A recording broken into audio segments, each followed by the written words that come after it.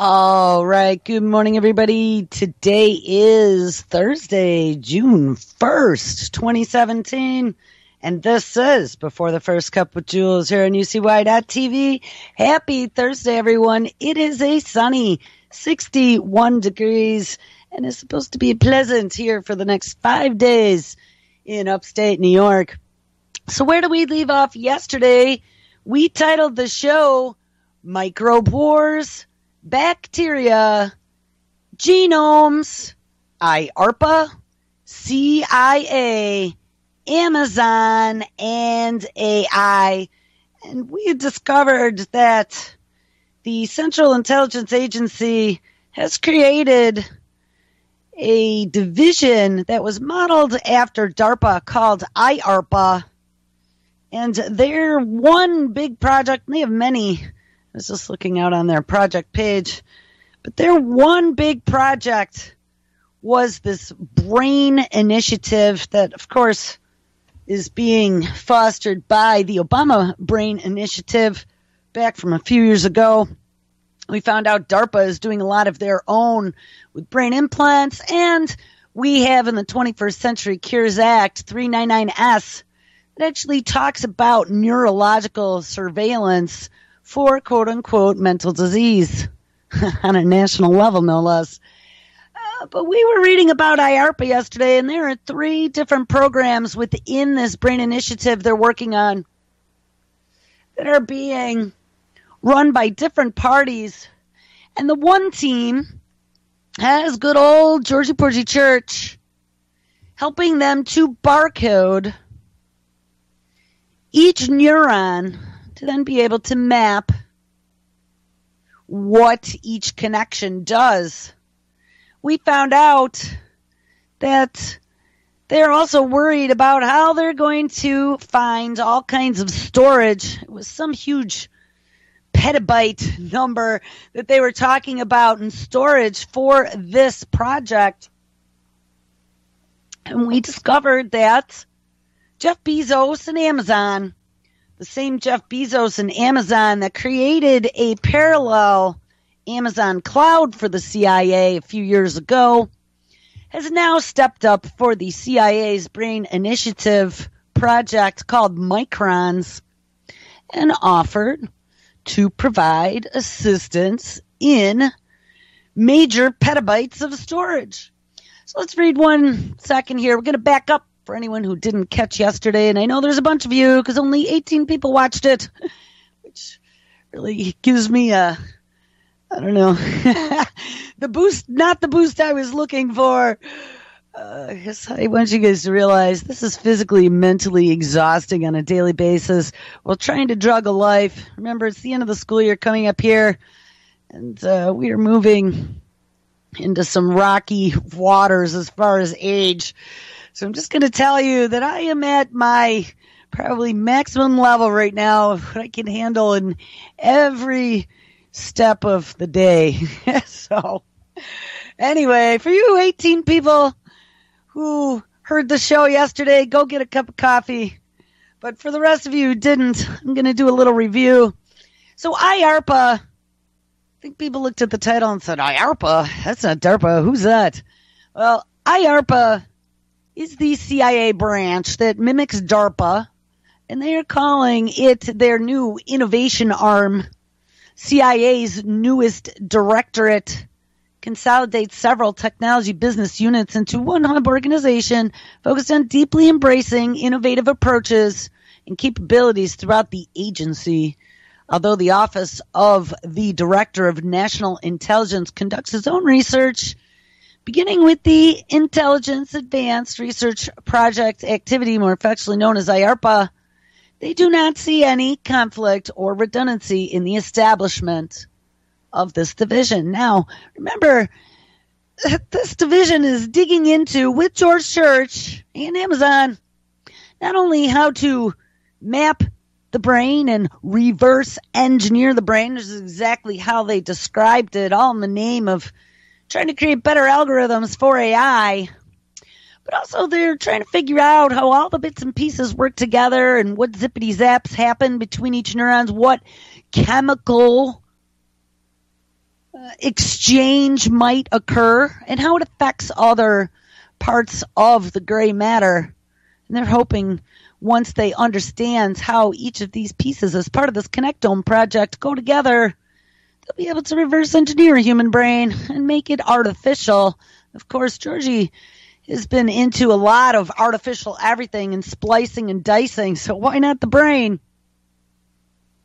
And of course, they've gotten his Wyss Institute, with him at the helm, involved, as well as a large consortium of other institutions. I was just reading a little snippet from intelligencecommunitynews.com before the show, and they had mentioned a bunch of different teams that are involved. A brand new one, looks like March 15th, 2017, so a few months ago, was announced. A new partner called ReadCoor, ReadCoor, is joining the Wyss Institute's IARPA Microns Brain Mapping Consortium.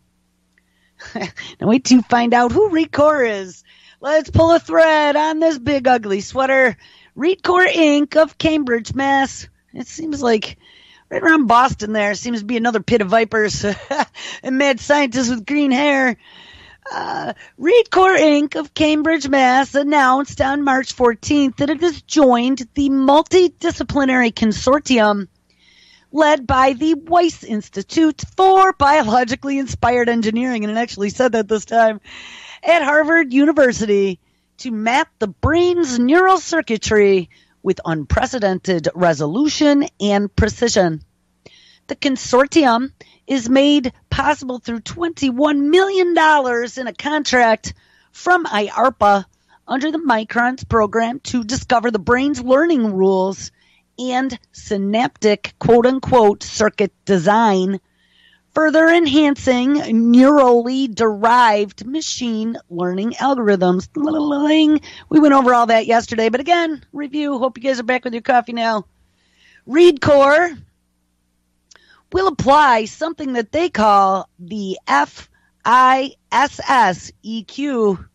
which stands for the fluorescent in situ sequencing, and proprietarily spatially sequence to push forward the project's neuronal connectomic goals. That was a mouthful. All right, skip over. It's fine where they talk English.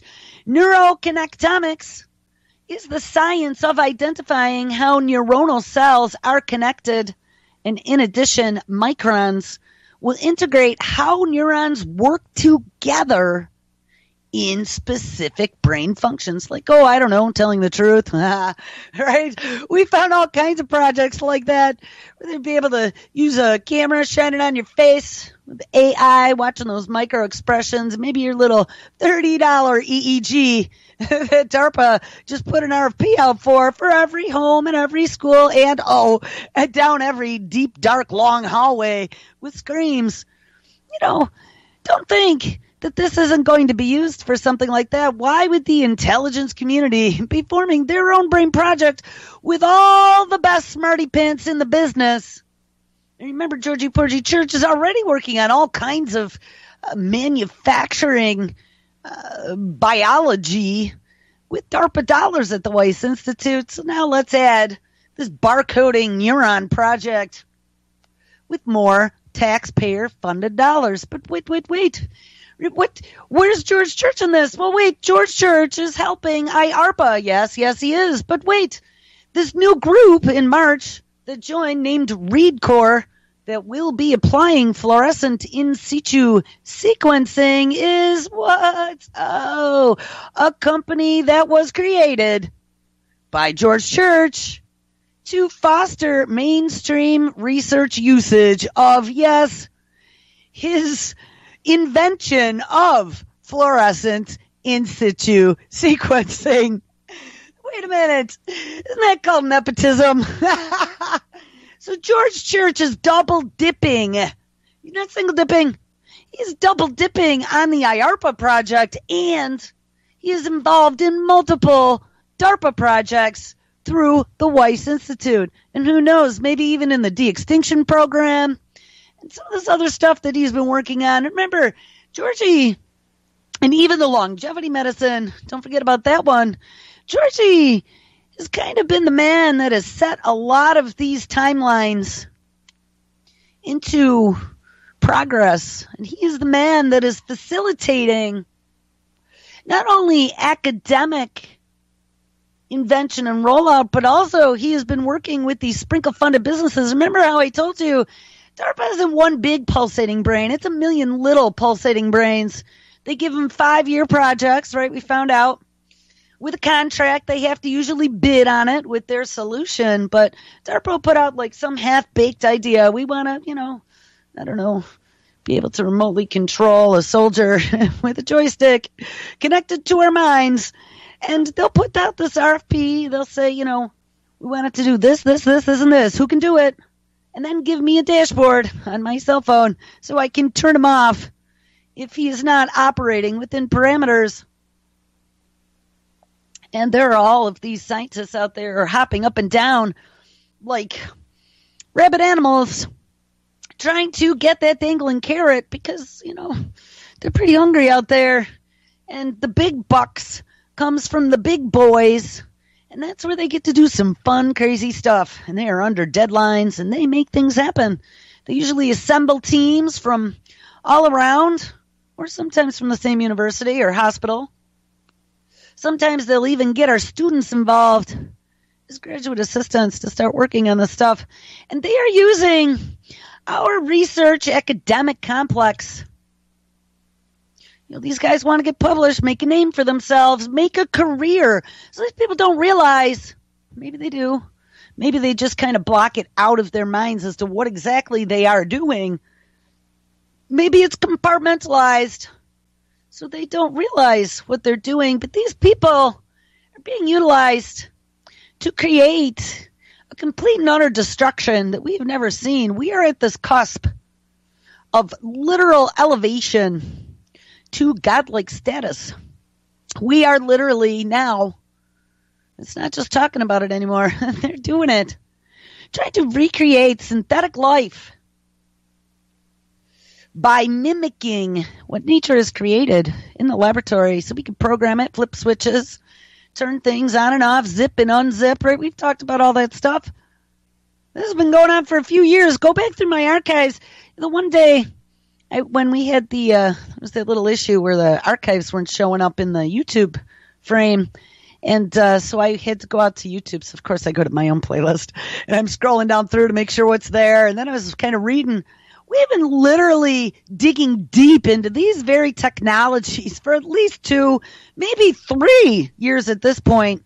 So we're coming up on another anniversary here, August 19th, which by August, I'm so physically, mentally stomped on, exhausted. I never even am able to do a celebration. I don't think we've ever celebrated, really, beyond me doing a little meme of some old guy with a cake and a noisemaker in his mouth and dirty wallpaper. We've never really even celebrated UCY's anniversary, but that's kind of how I feel on a daily basis. But anyway, you go back through my archives, we really have been following this from the early days of when it was just kind of like a distant nightmare. And now, it's really hard for me to believe, the stories we were reading yesterday about all the microbial contamination everywhere and all the public places we go. And we didn't even cover the subway one. The New York City subway, they literally found organisms that they could not identify. Now that's got to make you worry. Because do we have some sort of toxic percolating soup that is going out in public transportation in large international cities, just like I was warning against, and then you want to have some sort of Typhoid Mary. That would be the kind of place to do it, would be in an international city. Of course, any biological terror movie you've ever seen, it's exactly how it happens. It's where you get the best traffic, and that's where crazy people reside. They go try to get the biggest bang for the buck, and it's always in someplace public that's going to get news coverage. But The scary fact of the matter is we are being usurped by these technologies. These technologies, just like our vehicles. Remember back in the old days, my dad used to drag me around. Anything broke on the car, he'd put it up on ramps in the driveway, and he'd be working on it. He'd be changing brake lines or new carburetor, trying to figure out what the issues were. We didn't have too many problems. He did some body work one time for my mom's little clunker. I don't remember what it was called. A Chevelle. He found a Chevelle from, I don't know, it was late 60s, early 70s convertible for my mom. And it had a big dent in the front passenger quarter panel right in the wheel well. And so he bumped it all out and did fiberglass and whatever, and chicken wire and newspaper underneath. And he made this car look really nice. He got it all painted up. And my mom drove that around for a while. But he used to drag me around and teach me all this stuff. Teach me, how to emergency fix a belt, or if you get a hole in your radiator, there's a quick fix for that, just to get to like a store or to a repair place. But that was back in the days when you literally could like jerry rig your very simple mechanical machine that you cruised around on the roads. And I told you guys before, they made us take that aptitude test way back, I don't know, 3rd, 4th, 5th grade. And I remember taking that test with my pencil, and they had these little gears and pulleys and whatever, and I was just so into it. And I'm like, if we pulled this, what's going to happen at the other end? And when they went around the room, they told everyone, you're a librarian, Susie, and you'll be a chef, Johnny, and all this other stuff. And when they get to Jules, you'll make a good mechanical engineer. And the whole room burst out laughing. Well, we're at that point now where it's beyond like basic, maybe innate mechanical abilities to understand the world around us, because everything has gotten to this micro level of understanding. As we have been able to increase our technological capabilities to image, understand, track, and then, of course, have the big pulsating AI brain and algorithms behind us to help process these immense amounts of data. Once they're in a database, we can splice and dice all different types of reports and put them in a nice, pretty dashboard with colors to be able to manage things. That's where I've spent the majority of my professional career the last 25 years, is helping bring those capabilities of dashboarding about and tying to the database. And it was all kinds of data. Before it was just web data and whatever, but now it's everything. Now we literally are a part of this internet of things, of everything. They are taking us down to a neuronal and a cellular level. And don't think they're not trying this, because I could guarantee you somewhere in the back room, if Georgie Porgy Church in the same Wyss facility, it looks like it might be a little different lab, but under the same heading, that he's working on this IARPA connectome project for barcoding neurons in the brain. He's also working on a project for DARPA to do manufacturing of custom life, custom organisms. So if he's already doing custom organisms and he's getting paid by IARPA to develop this technology and integrate it into biological organisms to be able to easily bag, tag, and track and barcode and database and give it an IP address so you can track it all times, real time. Why would he not just repurpose that technology on some of the stuff he's creating for DARPA at a cellular level to be able to barcode the cells of life? And I know that way back when we had read about barcoding genomes, and I don't know who was responsible for that, but I would not be surprised if it wasn't Georgie Porgy Church, and that might be where this technology originated from. Well, anyway, so Georgie is double dipping. We find out not only is he involved with IARPA through this Connectome project, but his company, ReadCore, that is applying fluorescent in situ sequencing to neurons and identifying how they are interconnected, will be involved as part of the consortium.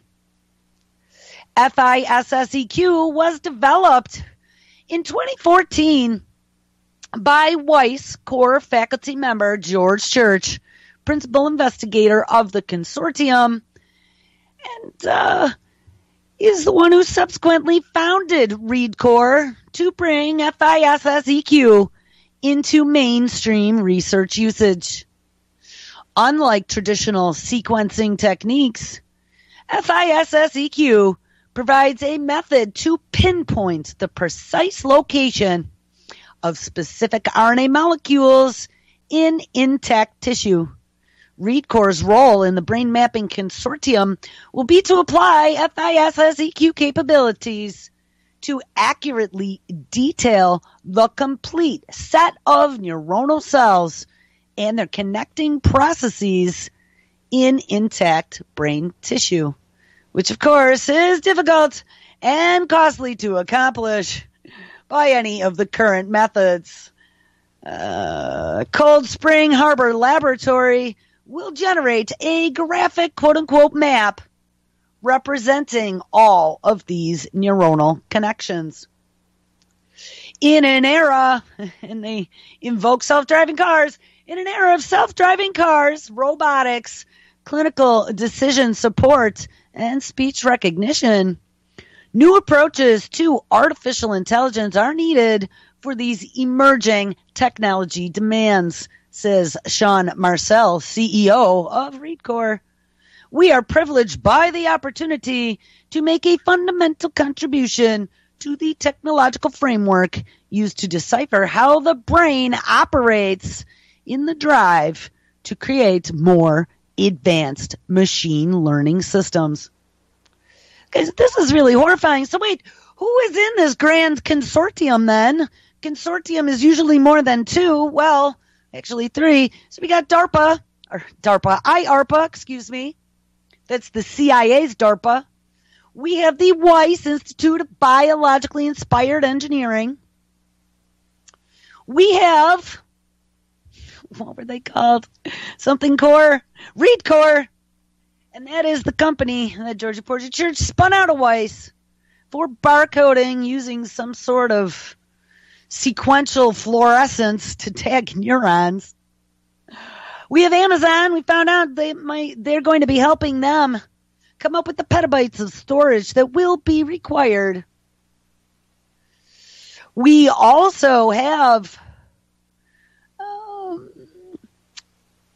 I'm looking here, there's a whole big paragraph with all these names, and I don't want to read all the names.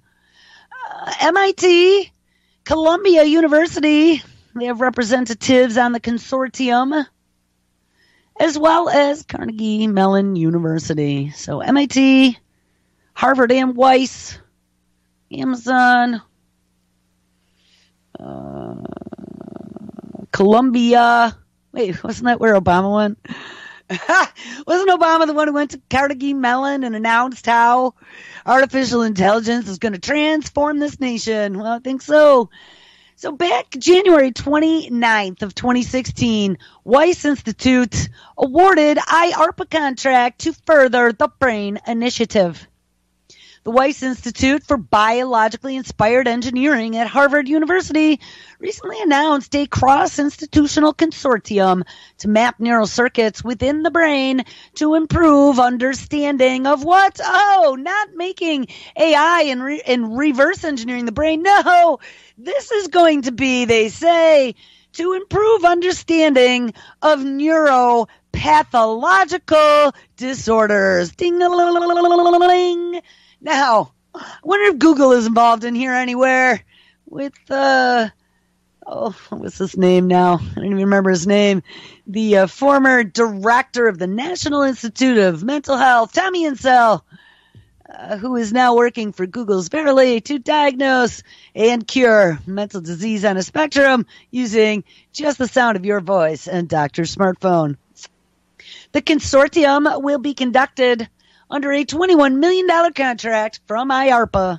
Researchers will use the Wyss Institute's fluorescent in situ sequencing, ding, more affectionately now known as FISSEQ, method to identify neuronal cells that work together to produce specific brain functions. Yeah, like neuropathological disorders, of which you and I will be diagnosed with just 10 minutes of your speech at some point in our not too distant future. The consortium will further the goals of former President Barack Obama's Brain Initiative to improve understanding of the human mind and establish new treatments like transcranial stimulation, maybe, for neuropathological disorders such as Alzheimer's, schizophrenia, autism, and epilepsy. How interesting is that? And then we have the 21st Century Cures Act with the National Neurological Surveillance Center dashboard, non-invasive surveillance dashboard that they will be implementing to be able to monitor neurological diseases. Historically, quote, the mapping of neuronal paths and circuits in the brain has required brain tissue to be sectioned. Ding. So good thing, no more splicing and dicing brains, and then visualized by electron microscopy. No more brain vivisections. Thanks to Georgie Forgy Church. Complete neurons and circuits are then reconstructed by aligning the individual electron microscope images. And this process is very costly and inaccurate due to the use of only one color. And that would be gray. Jokes, George Church. In a press release, we are taking an entirely new approach, he says, to neuronal connectomics, which is using immensely colorful barcodes that should overcome this obstacle. And by integrating molecular and physiological information, we are looking to render a high-definition map of neuronal circuits dedicated first to specific sensations and in the future to behaviors. Ding-a-ling-a-ling. Remember me talking about behavioral monitoring? Well, now it's going even beyond using AI visuals to watch your facial expressions or your physical gait to tell whether or not you are hiding something. Now it could be just a simple scan, maybe even a ubiquitous EEG of some kind. Because remember, brain patterns are as individualistic as fingerprints. And as they are able to crack all the codes and what each little zippity zap actually means and translates to, and then set the big pulsating artificial intelligent brain pointed to decode those signals, we got a huge problem, Clyde. It is all going to be digitized on a dashboard. So where do we go from here? So this $100 million Apollo project of the brain is fully rolled out. Multiple different projects, multiple different institutions all running at the same time, all dedicated to cracking the secrets and reconstructing a human brain. Well, listen to this. Just 2 weeks ago, a story comes out. The National Science Foundation, IARPA, and some group, and we'll find out who they are, Semiconductor Research Corporation, more affectionately known as SRC, push into, quote-unquote, semiconductor synthetic biology computing. Oh, yes, ding-a-ling-a-ling. I was kind of joking yesterday when at the very end of that story we were reading about IARPA and this reverse engineering the brain, and they were crying about the petabytes of data and how they're going to have to find a partner because they don't know how they're going to store it all. And I kind of laughed and said, oh, look out. They're going to be creating the big pulsating DNA storage unit in an NSA data center near you, or soon to be a CIA data center. Well, check this out. IARPA is actually involved in a project like that. 2 weeks ago, May 18th, 2017, out of a publication titled HPCwire.com, research into how biological systems might be fashioned into computational technology has a long history with various DNA-based computing approaches explored, but now the National Science Foundation has fired up a brand new program called Semiconductor Synthetic Biology for Information Processing and Storage Technologies. And it just issued a solicitation, which is an RFP, a request for proposal, in which 8 to 10 grants totaling around $4 million a year for 3 years are expected to be awarded. So it sounds like the National Science Foundation has also spun out their own DARPA-esque type group with grants, and they have a 3-year turnaround project versus a 5. The program is a joint effort between the National Science Foundation, the Intelligence Advanced Research Project Activity, more affectionately known as IARPA, and Semiconductor Research Corporation, or SRC for short. And it has the grand ambitions and was the subject of a computing community consortium blog posted yesterday by Mitra Basu, the program director. Quote, "New information technologies can be envisioned that are based on biological principles and that use biomaterial, like DNA, in the fabrication of devices and components, or maybe neurons. And it is anticipated that these informational technologies could enable stored data to be retained for more than 100 years. And we found out that DNA storage could be up to like 1 million years. And then they encase it in glass even more. And storage capacity could be up to 1,000 times greater than those current capabilities. We could also facilitate compact computers that will operate with substantially lower power than today's computers, like, let's take a neuronal cell and then integrate some photosynthetic properties, since we got all the genome sequenced, and make it solar-powered brains in a little device. We just feed it sugar once a week, a little sugar cube, boop. They could literally do stuff like this, and who knows what's happening behind closed-door labs that's being funded by these taxpayer dollars and private institutions. I think the National Science Foundation does get research grants from things such as Rockefeller or Carnegie. A lot of those do. 5 goals, I don't know, don't quote me on that, but look it up. A lot of those groups, like foundations, do get grants from, the big rich boys as well as taxpayer dollars. 5 goals are specified, and each submission must include elements of at least 3 of these goals. Proposals are due in October of 2017. One of the first goals is advancing basic and fundamental research by exploring new programmable models of computation, communication, and memory based on synthetic biology. Now remember, IARPA is involved. And Churchy Porgy Church is going to apply. And the Wyss Institute. Number 2, enriching the knowledge base and addressing foundational questions at the interface of biology and semiconductors. And isn't he already doing something like this for DARPA in that manufacturing project, manufacturing life to spec? Number 3, promoting the frontier of research in the design of new bio-nano. Now we're talking about live nanotechnology hybrids that test the physical size limit in transient electronics, like literally nanobots in your blood. And they would be based on materials including carbon-based systems, so they won't be rejected.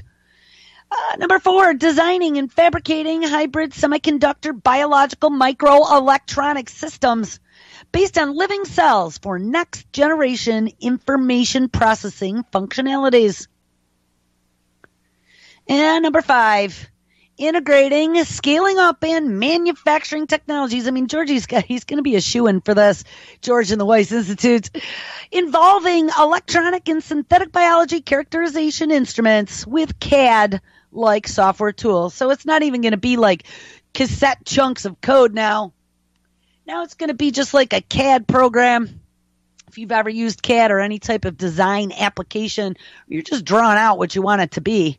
You know, you're having it look at a library and bing, bing, bing, bing, and you just pull in images and build it. And it takes care of all the calculations.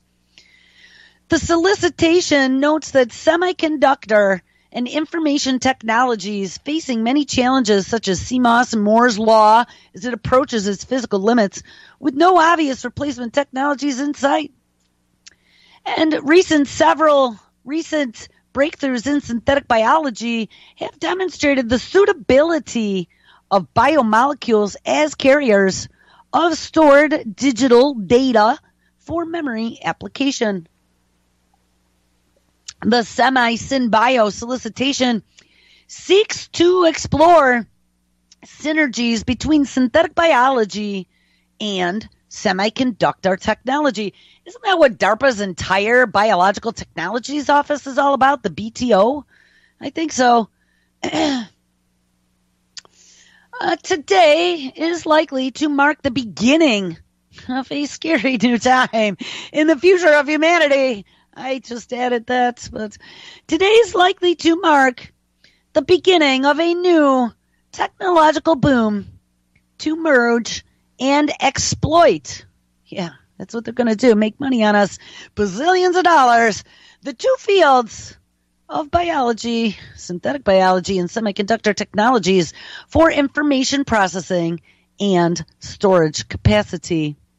As described in the solicitation, the program's goal is to, quote, foster exploratory, multidisciplinary, longer-term basic research leading to novel, high-payoff filling solutions for the information technology industry based on recent progress in synthetic biology and the know-how of semiconductor technology. It is also anticipated that research in synthetic biology will benefit by leveraging semiconductor capabilities in design and fabrication of hybrid and complex material systems for extensive applications in biological and information processing techniques. Wow, that was a huge mouthful, but what does this all mean? Well, this means something very frightening, a bit tongue-in-cheek, and certainly not noticed for the first time. It is safe to say that nature has already figured out how to do this at least once at a very high level, perhaps, with human computers conditioned by deep learning and programmed to survive, explore, and continue learning. And I would have to second that opinion. It's very frightening. They literally are looking to create synthetic biologic organisms that potentially one day, or maybe on purpose or accidentally, will subjugate the human species. Well, at least for right now, there is no need to worry about the inevitable robot uprising because they are working. Wired magazine, and this was July 16, 2015, so maybe we've gotten a lot further than this. In 2015, so 2 years ago almost, robot brains can be controlled. Now, we already found out by a rat brain and by a worm brain. They took brain cells from a worm and brain cells from a rat, put them into Lego robots, and they learned to not bump into walls after a bunch of times. Well, also in 2015, robot brains can be controlled by what? Oh, something that they have been doing a lot of research on, something that Georgie Porgy Church completely re-engineered its genome. It's part of a project he was working on, and that would be E. coli. Robot brains can be controlled by E. coli. No need to worry about the inevitable robot uprising. We will use bacteria to modify and control robot brains in the future. That is according to a research paper published in the Scientific Report, which looks at using engineered E. coli, something that Georgie Porgy Church knows a lot about, to command a robot underling. The experiments, so far only using modeling techniques, showed that within a few weeks, the bacteria could lead to a robot that behaved like a, quote, higher order, more complex animal, unquote. This is frightening. What happens when they start evolving and then passing down this smarty pants intelligence that you've imbued into its systems? This work was inspired by the impact we already know that bacteria has on behaviors in the natural world, and like in our guts. There is an excellent piece from Ed Yong in Discover magazine describing how the microbiome can have a huge impact on behavior, and we have covered a lot of that. It is a direct connect through that vagus nerve and that enteric nervous system from the gut to the brain. And in one particular case, they've also shown in research what kind of an influence the microbiome can have in the gut of a fruit fly on its libido. The study of the insects showed how changes in their gut bacteria impacted their sexual preferences. That's interesting. Bacteria in the human gut can also have a huge impact on human brains. Professor of Anatomy and Neuroscience at the University College Cork, John F. Cryon, explained earlier this month for Wired Health.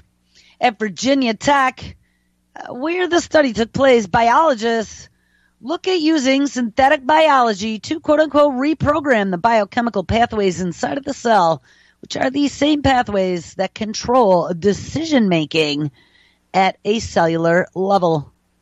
It is the minutia of how biological beings operate, with every living cell being able to communicate and carry out commands. Guys, this is what we're talking about. This is just apocalyptic to an apocalyptic degree. It is the minutia of how biological beings operate, with every living cell able to communicate and carry out commands, and the team now wants to look at how that decision-making process could not only be engineered, but then transplanted into a robot using something called a microfluid bioreactor. We've talked about bioreactors before. That's something that Georgie Porgy Church was working on for DARPA. The plan is to build small bioreactors where the cells can live and then place them on a robot so that we can have, quote, mobile robots that harbor living colonies of bacteria that then direct the robot's behavior, says Assistant Professor of Biological Systems Engineering Warren Rutter, co-author on the Scientific Reports paper. But wait a minute. Let's take a step back to the slightly less sexy outcome of his study, and that was the mathematical model. This model used the example of a robot that would be fitted with sensors and a tiny microscope, which then could take readings from the bacteria on board. But when the color of the bacteria changed between red and green, we already looked at that, making bacteria change color in your poop, and to give the doctor a heads up that something might be going wrong. So they already have that technology. But the little camera microscope shining on the bacteria when it changes color, it told the robot how fast to go and where, depending on things like color intensity. That was the first simple approach, delivered the expected results, but then the team made a significant tweak. Kind of love those biological synthetic tweaks when we gave the robot one extra component, and that was an ability to talk back to the living bacteria on board. We saw the cells go from simply toggling between different fuel preferences to approaching a fuel source, pausing, and then moving rapidly towards it. It was reminiscent of something Reuters refers to as the stalk, pause, and strike behavior that we see in higher order, more complex animals. Oh, stalk, pause, and strike. You gotta love that at a synthetic biology that was programmed with instructions level. By applying this model to real-world robot bacteria unions, Reuter foresees using it across agriculture, looking at the relationship between what? Oh, soil bacteria, diddling, and livestock, as well as on oil spills, with drones dropping oil vacuuming bacteria. Oh my God. Yes, delivering payloads.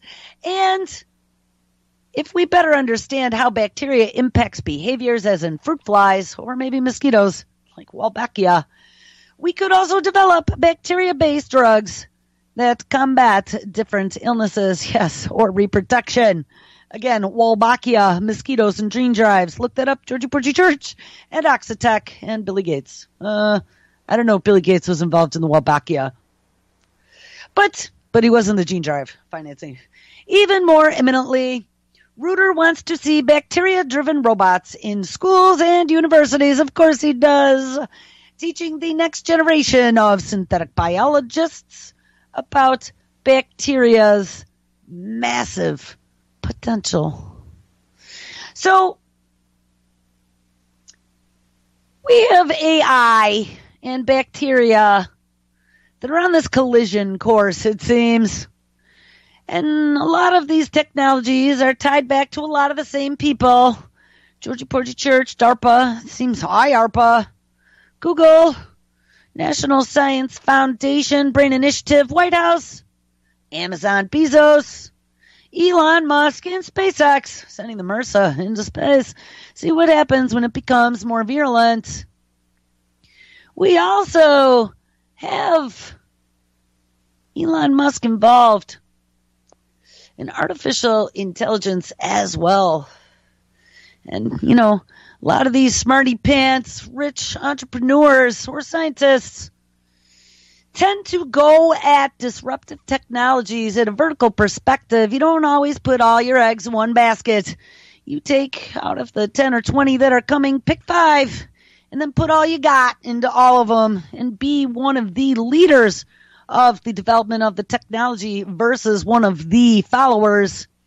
Well, Elon Musk is another one of those rich smarty pants. Elon Musk just unveiled breakthrough AI research, and here is what you need to know. And this was right around the same time as that last article of bacterial robots that think like higher order animals. May 16th, 2017, out of Futurism.com. If imitation is the sincerest form of flattery, then OpenAI's newest robot system should leave humanity blushing. Not only can it successfully replicate human behaviors, it can do so just after a single demonstration of a task. You remember we read a long time ago about that Baxter robot. Baxter had robot googly eyes, i.e. a camera, and he could watch how to do a task, and then he would practice it all night long. And by the morning, he would be well practiced and ready to go on the assembly line. And in the meantime, when he learned a new task, he would save it to his databanks and upload it to the cloud for all the other Baxter robots to access. Well, looks like Elon Musk is now experimenting with a one-shot imitation learning system. The research company co-founded and chaired by Elon Musk used 2 separate neural networks to develop its one-shot imitation learning system. The first, which was a vision network, analyzes an image from the robot camera to determine the location of an object in reality. And I've talked about that before. When does something have sentience? Sentience, the definition, is to be able to place itself within space in regards to the outer world and realize that it is an individual as opposed to its surroundings. Well, using robot googly eyes, it is able to analyze an image from the robot's camera to determine the location of the objects in reality. And in the OpenAI video example, these objects happen to be blocks of wood on a table. The network is then able to do this despite never having seen the actual table or the blocks before. Instead, the researchers have trained it using hundreds of thousands of simulated images, kind of like Google's neural network looking at cat pictures on YouTube, each featuring various permutations of lighting, textures, and objects. And remember, when Google was doing their deep learning, don't think that they are not also utilizing our input and things that we upload, things that we bag and tag when we put them online, things that we comment on. Every bit of input that we provide to this big pulsating machine that we have been creating for the last, probably first hit the commercial realm 1995. So again, 25 years. One generation and a quarter. We are designing this, whether we know it or not, by just interacting with it and making it bigger and smarter. The second artificial intelligence that Musk used was an imitation network that determines the intent of a task that it observes the human demonstrating via a virtual simulation. So not even real. They're doing virtual simulations. Then the robot imitates the task in a real-world setting. Again, this network was trained on 1,000 of virtual demonstrations, but none that actually took place in reality. By the time the system was called upon to imitate a simulated demonstration in reality, it could do so after viewing the demonstration only once. Even more remarkably, the system was able to complete the task even if the starting parameters didn't quite match up to the original, which means that it can on the fly make up for permutations that were unexpected, kind of like a human can. It's not just a dumb machine anymore. Unlike Musk's numerous other endeavors, OpenAI is a nonprofit, so let's democratize this all.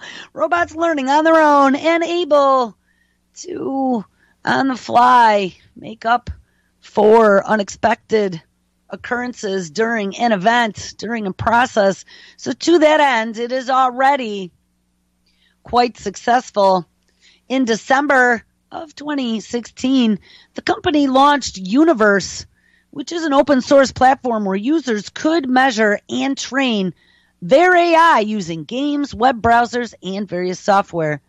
Essentially, the platform gives AI the ability to replicate how humans use computers, which then allows developers to train their systems to complete any computer-based tasks that humans can do. This week, OpenAI followed that up with Robot School, RoboSchool, an open source software for robot simulation. It features dozens of environments in which users can test their robots, and it is integrated with OpenAI Gym, which is a toolkit that gives developers the ability to give and receive feedback on their work and providing them with an online community to support in the development of their AI.